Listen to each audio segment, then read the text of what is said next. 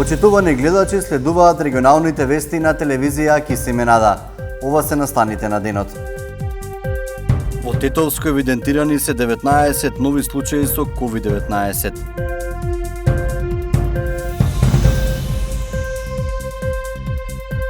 Во сите средни училишта во Гостивар останаа слободни места, освен во медицинското.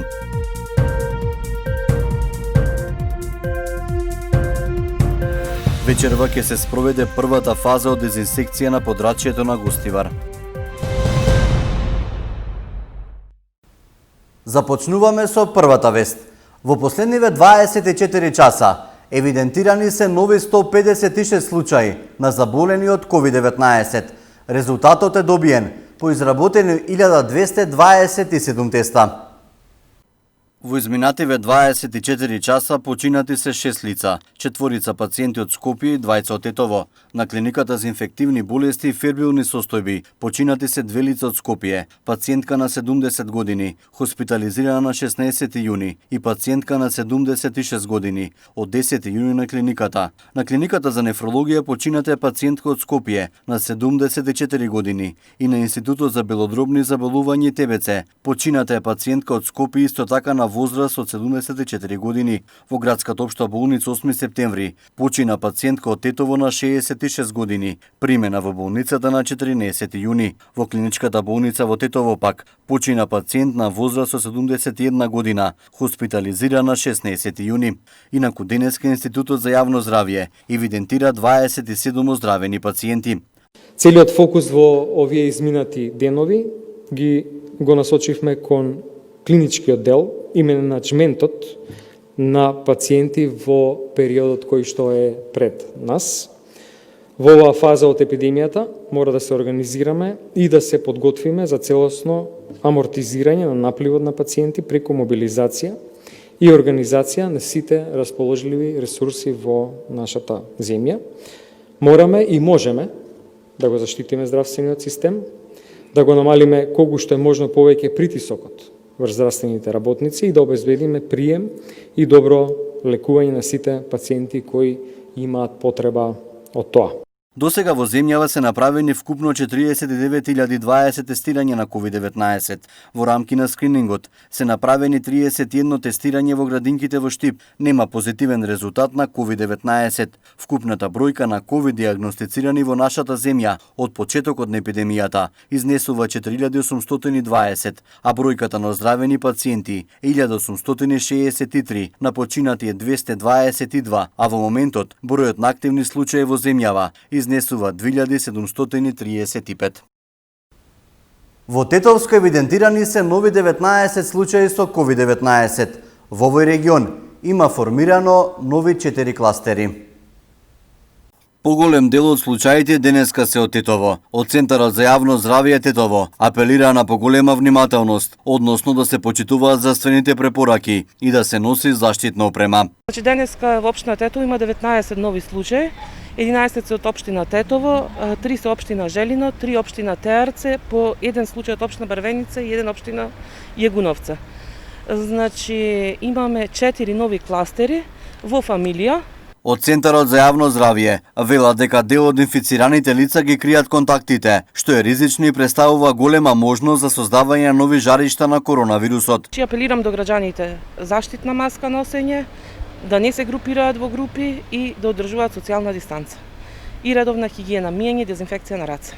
И голем дел кажуваат, но има и такви кои што кријат податоци дека имале контакт со потврдено лице, со заболено потврдено лице, а има дел што кажуваат. Избегнуваат да кажуваат контакти и тоа е тоа. Во одредниот скрининг на населението во Тетовско заврши деновиве. Неофицијално во рамки на скринингот има тестирано околу 200 лица, меѓу кои имало и позитивни на коронавирус. По првото пријавување во јунскиот уписен рок во сите средни училишта во Гостивар останаа слободни места, освен во медицинското. Во ово училиште се пријавиле поголем број полуматуранти од предвидените места, па ќе се врши и селекција. Медицинските струки се покажаа како најатрактивни за полуматурантите во Гостивар. Во средното медицинско училиште пополнети се сите слободни места во паралелките на трите јазици. уште во првото пријавување од јунскиот уписен рок. Од Општинскиот сектор за образование информираа дека бројката на пријавени ученици во медицина е дури поголема од предвидените места според конкурсот. Останатите училишта, гимназијата, економско и техничко, ќе примаат полуматуранти и во второто јунско пријавување.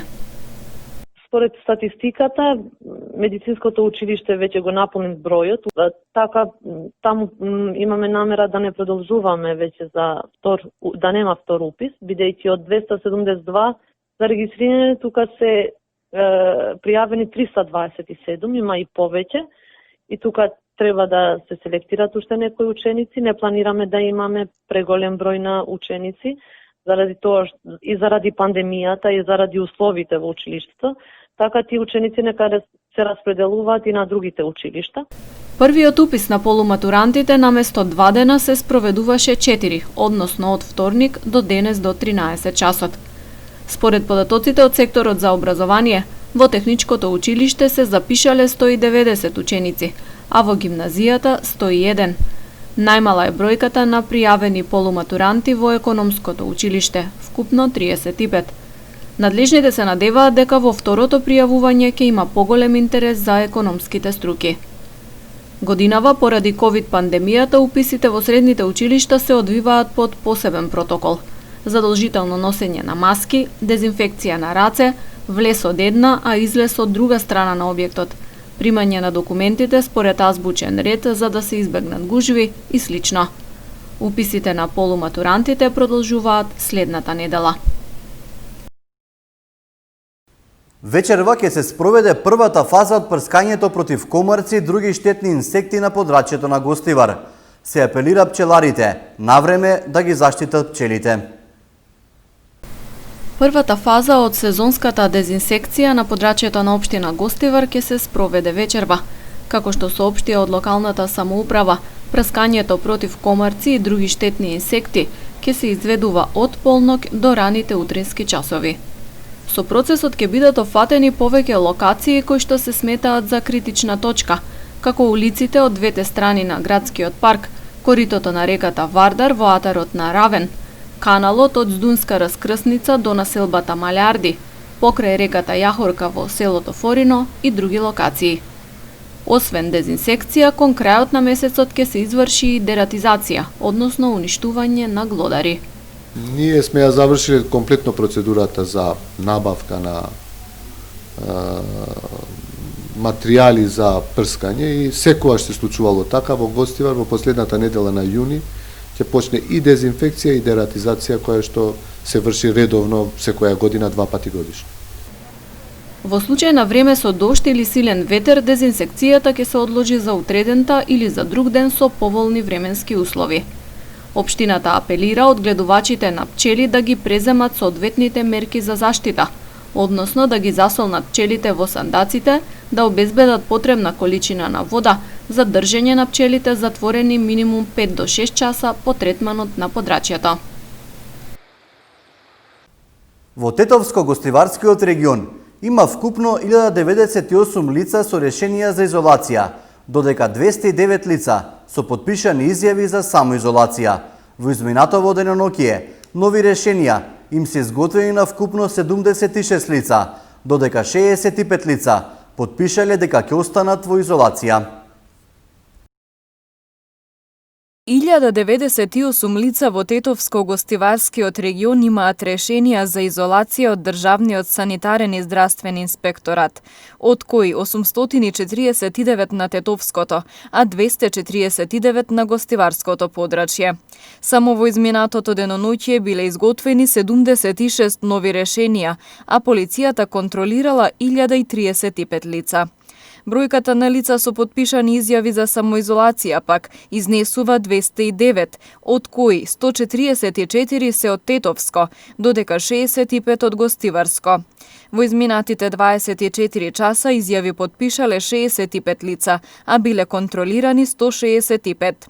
Во истиот период за неносење заштитни маски на вкупно 117 лица изготвени им се прекршочни платни налози, од кои на 83 во Тетовско и на 34 во Гостиварско, согласно член 6 од соодветната владина уредба. Во содејство и координација со Државниот пазарен инспекторат биле извршени 54 контроли на гостиварското подрачје и во еден од контролираните објекти констатирани се прекршувања на протоколите за работа. Во билтенот на СВР Тетово информација за приведен 42 годишник од Мала Речица затоа што при негов и при преглед на возилото била пронајдена марихуана. Вчера приведени биле и 28-годишна скопјанка и 38-годишна штипјанка, кои го нарушиле јавниот ред и мир со меѓусебна тепачка. Полициски службеници лишиле од слобода и 45-годишник од Желино, кој неовластено ги снимал со мобилен телефон, додека преземале мерки од областа на сообраќајот. Во СВР Тетово, 27-годишна тетовка пријавила дека на 15-ти овој месец, половина час пред полноќ, на улица Браќа Миладинови во Тетово, била физички нападната од 23-годишна сограѓанка. Помал број на сообраќајни прекршоци за разлика од лани, евидентира СВР Тетово. Изминатава недела пак, службениците на СВР Тетово спровеле сообраќајни контролни активности на подрачјето на Тетово. Секторот за внатрешни работи Тетово неделава спроведе сообраќајно контролни активности во Тетово, во чии рамки вчера биле откриени и санкционирани 6 лица кои управувале возила без положен возачки испит, 2 лица со несоодветна категорија за управување и 9 возила со истечена регистрација до и повеќе од 30 дена. На сите прекршители им се изготвени прекршочни платни налози и ќе треба да ја платат законски предвидената глоба. Покрај ова, како дел од континуираните активности за поголем ред и безбедност со паркирањето, посебно во централното тетовско подрачје, откриени се 11 непрописно паркирани возила, на чии сопственици им се изречени соодветни санкции. 2 од возилата биле подигнати од тетовската пајак служба. Во текот на месец мај годинава, полициските службеници од Оделението за внатрешни работи Гостивар на поширокото гостиварско подрачје вкупно откриле и законски санкционирале 669 сообраќајни прекршоци или 2,5 пати помалку во споредба со истиот период лани. Поради констатирани различни видови прекршоци, согласно Законот за безбедност на сообраќајот на патиштата и Законот за возила, од сообраќај биле исклучени 66 возила. Најмногу од исклучените, 60, имале истечена регистрација до и над 30 дена, кај 5 била утврдена техничка неисправност, претежно на сопирачките, а кај едно претовар. Минатиот месец од сообраќај бил исклучен 91 возач, од кои 65 кои управувале без возачка дозвола, 5 под дејство на алкохол, 12 возачи почетници, 8 со несоодветна категорија и 1 со важечка забрана за управување. Откриените сообраќајни прекршоци во мај заокружени се со 214 прекршочни и 61 мандатен платен налог, додека времено биле одземени 13 возачки и 42 сообраќајни дозволи.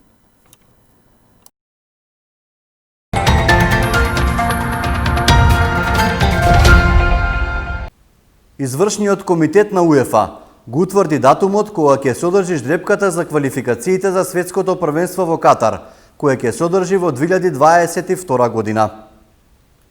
Извршниот комитет на УЕФА на вториот ден од состанокот во Нион донесе неколку значајни одлуки. Ждрепката за квалификациите за пласман на светското првенство во Катар во 2022 година ќе се одржи на 29 ноември. Во квалификациите ќе учествуваат сите 55 земји членки на УЕФА, кои ќе бидат поделени во 10 групи. 5 од групите ќе имаат по 6 репрезентации и 5 групи со по 5 репрезентации. Сите 10 победници од групите ќе обезбедат директен пласман на светското првенство, додека второпласираните селекции заедно со двете најдобри од Лигата на нации кои немаат обезбедено пласман ќе играат во плејофот за 3 дополнителни места. Квалификациите треба да започнат во март идната година. На состанокот на УЕФА беше донесена одлука дел од репрезентациите да не може да играат во иста група поради политички причини. Така Косово нема да може да се падне во група со Србија, Русија и Босна и Херцеговина. Дополнително Русија нема да може да игра и против Украина. Останатите забранети двојки се Шпанија, Гибралтар и Ерменија, Азербејџан. Рестрикции ќе има и за екипите кои не можат да организираат надпревари во зимски услови во термините во март и ноември, а рестрикции ќе има и за географската оддалеченост на државите, се со цел да има помалку долги патувања. На 50 годишна возраст утрово почина Атанас Ковачевски, портпарол на Евана и поранешен новинар. Утрово почина новинарот и портпарол на компанијата Евана Атанас Ковачевски. Од Евана потврдија дека Ковачевски починал рано утринава, а претходно немал посериозни хронични и здравствени проблеми. Долги години беше новинар во неколку медиуми, меѓу кои во македонската радиотелевизија. На македонската јавност и беше познат како новинар, уредник и презентер на МТВ и во Канал 5 телевизија, а во последните 10 години беше портпарол на австриската компанија. Ковачевски со својата исклучителна професионалност и колегијалност даде огромен придонес во отвореноста на компанијата и нејзината комуникација, а со тоа генерално и во развојот на енергетскиот сектор во земјава, истакна од Евана. Ковачевски често соработуваше и со медиумите од Полошкиот регион, телевизија КИС, телевизија Менада, потоа и со телевизија Ултра и Киси Менада. Таа соработка траеше долго време и се базираше на професионалност, достапност и отвореност. Повеста за неговата прерана смрт, негови блиски пријатели и колеги со неверување и тага се простуваат од него на социјалните мрежи, искажувајќи ја длабоката болка за огромната загуба на, како што велат, колега, учител, другар и пријател. Ковачевски имаше 50 години.